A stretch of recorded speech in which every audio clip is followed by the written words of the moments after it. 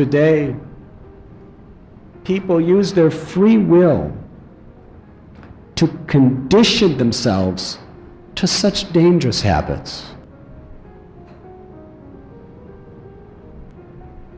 They are not only legal, but they are utterly socially acceptable, even though they're so dangerous to the mind, body, and soul. Let us take smoking cigarettes, for instance.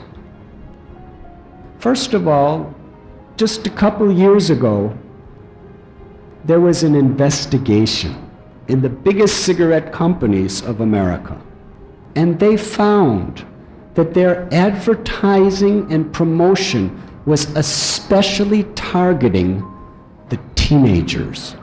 They weren't targeting the adults. They were targeting the young people between 12 and 19. Because in their own reports, which were written by psychiatrists and psychologists, if a teenager becomes hooked on cigarettes, addicted, then they'll be giving us their money until the day they die.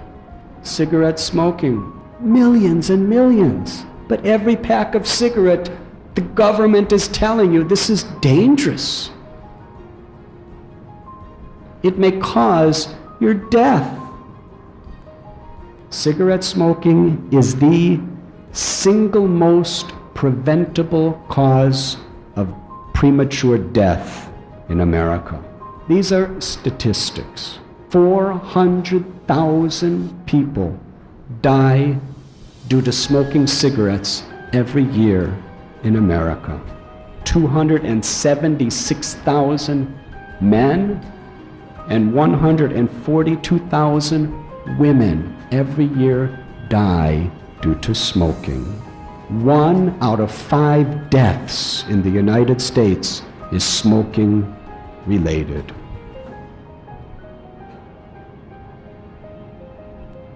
And yet, they're smoking. These statistics are not secret. I am not revealing or uncovering some mystery. They're published. They're known. Why? Why people are killing themselves. And it's once they become addicted, it's so very, very hard to give it up. It's unnatural. I don't think there has ever been a person alive who liked the first cigarette that they smoked. It's horrible. Due to social pressure, they start coughing, it tastes miserable, the body is having violent reactions to it, but they just keep doing it and doing it and doing it until they become used to it and ultimately addicted to it. When I was a young man, one of the most famous movie actors, he always had a cigarette hanging from his mouth, always. And everyone wanted to be like him. So the adults, the teenagers, even sometimes children, they had cigarette smoke hanging from their mouth in the same fashion. And then some years later, he died of cancer of the lip and the lung. But by the time he died, everyone was so addicted, they couldn't give it up.